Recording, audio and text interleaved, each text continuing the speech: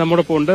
ജംഷീർ, ഈ ആദിവാസി മേഖല ഉൾപ്പെടെയുള്ള സ്ഥലങ്ങളിലെ കുറിച്ചുള്ള വിവരങ്ങൾ എന്തൊക്കെയാണ് നമുക്ക് ലഭിക്കുന്നത്? അവിടുത്തെ പോളിംഗിനെ കുറിച്ചുള്ള വിവരങ്ങൾ? പോളിംഗ് കൃത്യമായി നടക്കുന്നുണ്ട്. രാവിലെ മഴയുണ്ടെങ്കിൽ പോലും അതെല്ലാം തരണം ചെയ്തുകൊണ്ട് തന്നെ ഈ മേഖലയിൽ ആളുകൾ വോട്ട് ചെയ്യാനായി വരുന്നുണ്ടെന്നുള്ളതാണ്. പ്രധാനമായും 3 ബൂത്തുകളാണ് വനത്തിനുള്ളിൽ തന്നെ സജ്ജീകരിച്ചിട്ടുള്ളത്. മാത്രമല്ല ഈ പഞ്ചായത്തുകൾ, പോത്തുകൽ പഞ്ചായത്ത് ഉൾപ്പെടെയുള്ള വിവിധ മേഖലകളിലും ആദിവാസികൾ ഉൾപ്പെടെയുള്ളവരുടെ വോട്ട് നിർണായകമാണ്. പ്രത്യേകിച്ച് ഈ മലയോര മേഖലയിലും അതോടൊപ്പം തന്നെ ഈ വനമേഖല ഉൾപ്പെടെയുള്ള അവരുടെ വോട്ട് വളരെ നിർണായകമാണ്. അതുകൊണ്ട് തന്നെ അവർക്ക് വേഗത്തിൽ അല്ലെങ്കിൽ മറ്റു ബുദ്ധിമുട്ടൊന്നും ഇല്ലാതെ വോട്ട് ചെയ്യാൻ വേണ്ടിയിട്ട് തന്നെയാണ് ഇത്തരത്തിൽ വനങ്ങളിലൊക്കെ ബൂത്തുകൾ സജ്ജീകരിച്ചിട്ടുള്ളത്. അവിടങ്ങളിലെല്ലാം തന്നെ വോട്ടിംഗ് നടന്നുകൊണ്ടിരിക്കുന്നു എന്നുള്ളതാണ്. ഇപ്പോഴത്തെ കണക്ക് പറയുന്ന ഈ 30% തന്നെ നല്ലൊരു പോളിംഗ് ശതമാനമായിട്ട് തന്നെ നമുക്ക് നിലവിലെ സാഹചര്യത്തിൽ കാണാൻ കഴിയുന്നു എന്നുള്ളത് തന്നെയാണ്. മാത്രമല്ല ഈ പോളിംഗ് ബൂത്തുകളുടെ എണ്ണം വർദ്ധിച്ചുകൊണ്ട് തന്നെ ആളുകൾക്ക് പല പോളിംഗ് ബൂത്തിൽ വേഗം വന്ന് വോട്ട് ചെയ്തു പോകാനുള്ള ഒരു സാഹചര്യവുമുണ്ട്. മാത്രമല്ല മറ്റു അനിഷ്ട സംഭവങ്ങളൊന്നും തന്നെ റിപ്പോർട്ട് ചെയ്തിട്ടില്ല. അതുകൊണ്ട് തന്നെ സുഗമമായിട്ടുള്ള ഒരു വോട്ടിംഗ് തന്നെയാണ് ഇപ്പം നിലവിൽ നടക്കുന്നതെന്ന് നമുക്ക് പറയേണ്ടിയിരിക്കുന്നു. നിഷാദ്, 2 സംഭവങ്ങളാണ്. ചെറിയൊരു സംഭവം എന്ന് പറയുന്നത്, നമ്മൾ കൂറ്റമ്പാറ അവിടെ പോയപ്പോൾ അവിടെ ഒരു പോളിംഗ് കഴിഞ്ഞതിന് ശേഷം, വോട്ടെടുപ്പിന് ശേഷം ഒരു ലീഗ് പ്രവർത്തകൻ സ്കൂളിനകത്ത് തന്നെ കുറെ സമയം നിന്നു. അതിനെ തുടർന്ന് LDF പ്രവർത്തകർ ചെറിയൊരു തർക്കം ഉന്നയിക്കുകയും പോലീസ് അയാളെ പുറത്താക്കിയിരുന്നു. അതേസമയം അതിനെ തുടർന്നുണ്ടായ LDF UDF പ്രവർത്തകരും പോലീസും തമ്മിലൊക്കെ ചെറിയൊരു വാക്ക് തർക്കം ഉണ്ടായി. അത് അപ്പം തന്നെ പോലീസ് ക്ലിയർ ആക്കുകയും ചെയ്തത് മാത്രമാണ് ചെറിയൊരു സംഭവം എന്ന് പറയാൻ പറ്റുന്ന അതിന്റെ ദൃശ്യങ്ങൾ നമുക്ക് ലഭിക്കുകയും ചെയ്തിരുന്നു. പിന്നെയുള്ളത് വഴിക്കടവിലാണ്. വഴിക്കടവിലെ ബൂത്ത് നമ്പർ 2 സംഭവിച്ചത് ആദ്യത്തെ 50 വോട്ടുകൾ ചെയ്ത ശേഷമാണ് പോളിംഗ് ചെയ്തതിന് അല്ലെങ്കിൽ വോട്ട് ചെയ്യുന്നതിന്റെ സ്ലിപ്പ് വരുന്നില്ല എന്ന് മനസ്സിലായത്. തുടർന്ന് 50 പേർക്കും വീണ്ടും റീപോളിംഗ് അവിടെ തന്നെ നടത്തി. അതേസമയം രാഷ്ട്രീയ പാർട്ടികളൊക്കെ സഹകരിച്ചുകൊണ്ട് തന്നെ അതിൽ തർക്കവും മറ്റു കാര്യങ്ങളൊന്നും ഉണ്ടായിട്ടില്ല. അങ്ങനെ ഈ 2 സംഭവങ്ങൾ മാത്രമാണ് എടുത്തു പറയാൻ പ്രശ്നങ്ങൾ പറയാനുള്ളത്.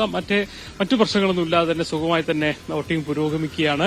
ഈ UDF ക്യാമ്പിന്റെയും LDF ക്യാമ്പും അതോടൊപ്പം തന്നെ PV അൻവർ ക്യാമ്പ് രണ്ടുപേരും നമ്മൾ രാവിലെ സംസാരിക്കുമ്പോൾ എല്ലാ ആൾക്കാരും ആത്മവിശ്വാസം തുടരുകയാണ്. അവർ പ്രതീക്ഷിക്കുന്ന രീതിയിലുള്ള അവരുടേതായ വോട്ടുകൾ എത്തിക്കാൻ കഴിയുന്നുണ്ട്. ഉപതെരഞ്ഞെടുപ്പിന്റെ ചെറിയൊരു കുറവുണ്ടാവുമെങ്കിൽ പോലും അത് അവരുടേതായ വോട്ടിങ്ങുകളിൽ വലിയ പ്രശ്നം ഉണ്ടാവില്ല.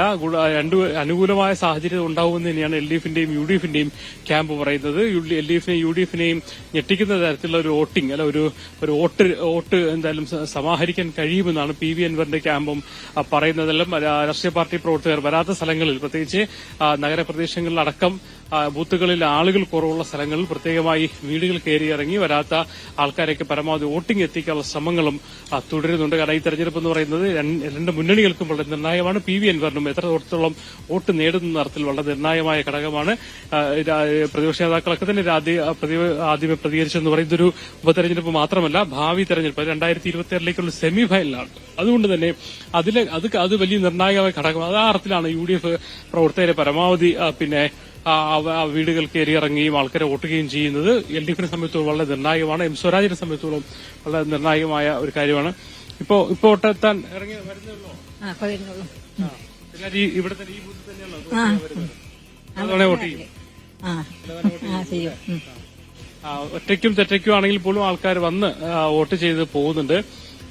മൊബൈൽ ഫോണ് വോട്ട് ചെയ്ത് സ്റ്റേഷനിലേക്ക് കടക്കാൻ ഇപ്പൊ വിടാറില്ല. എന്തായാലും ഒരു പ്രത്യേക ബൂത്ത് സ്ഥലമൊക്കെ കേന്ദ്രീകരിച്ചുകൊണ്ട് അവിടെ മൊബൈൽ ഫോൺ സൂക്ഷിക്കുകയും അവർക്ക് ടോക്കൺ കൊടുക്കുകയും തിരിച്ചു വരുമ്പോഴത്തേക്ക് ആ ടോക്കൺ വാങ്ങിയിട്ട് മൊബൈൽ ഫോൺ കൊടുക്കുകയും ചെയ്തിട്ടുണ്ട്. കാരണം പലരും കഴിഞ്ഞ തവണയൊക്കെ മൊബൈൽ ഉപയോഗിച്ചുകൊണ്ട് വോട്ടിംഗ് ചെയ്യുന്നത് എടുക്കുകയും അത് പുറത്തുവിടുകയൊക്കെ ചെയ്യുന്നത്. അതിനെ തുടർന്നാണ് തെരഞ്ഞെടുപ്പ് കമ്മീഷൻ എല്ലായിടത്തും ഇത്തരം ഒരു ക്രമീകരണം കൂടി ഏർപ്പെടുത്തിയിരിക്കുന്നത്. എന്തായാലും സുഗമമായി തന്നെ വോട്ടിംഗ് പുരോഗമിക്കുകയാണ്. 31.05 എന്ന് പറയുന്ന ശതമാനം, 31.15 എന്ന് പറയുന്ന ശതമാനം പോളിംഗ് 11 മണി വരെ രേഖപ്പെടുത്തിയിരിക്കുന്നു.